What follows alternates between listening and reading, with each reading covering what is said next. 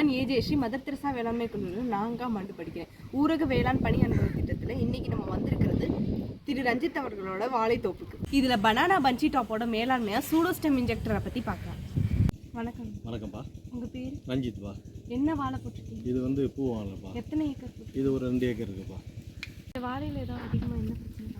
மட்டை கருகல் நோய் இருக்குப்பா, அடுக்கு மட்டை விடுவது இருக்குது, இந்த வாழை அழுகிற நோயெல்லாம் இந்த வாழையில் டிசீஸ்லாம் நிறையா வருது. அதே மாதிரி மட்டை வந்து கருப்படிக்குது பார்த்தீங்களா, அந்த பனிக்காலத்தில் வந்துச்சுன்னா ஃபுல்லாகவே கருப்பாகிடுது மட்டை ஃபுல்லாக.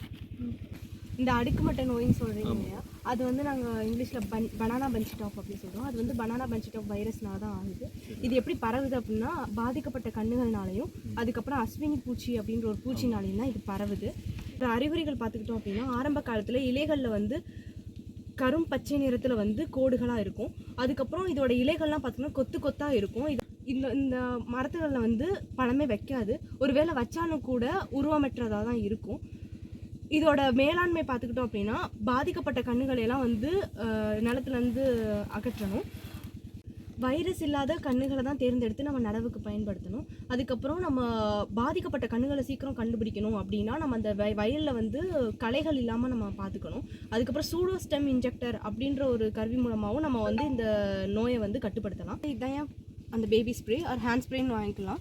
இது வந்து இந்த இன்ஜெக்டர் வந்து நம்ம தனியாக கடையில் கேட்டாலும் கிடைக்கும். இதை நம்ம இந்த மாதிரி அட்டாச் பண்ணிட்டு எதுவும் இதில் வந்து என்ன ஃபில் பண்ணணும் அப்படின்னா, 1 பங்கு குவினால் ஃபாஸையும் 4 பங்கு வாட்டரையும் கலந்து இதில் ஃபில் பண்ணி வச்சுக்கணும்.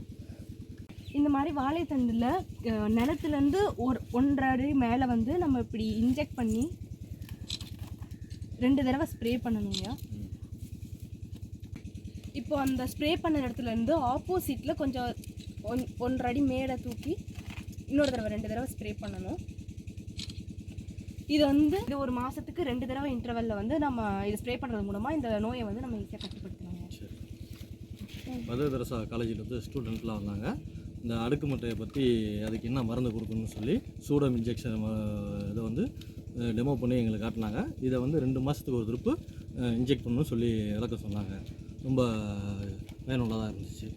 நன்றி. ஓகே, நன்றி.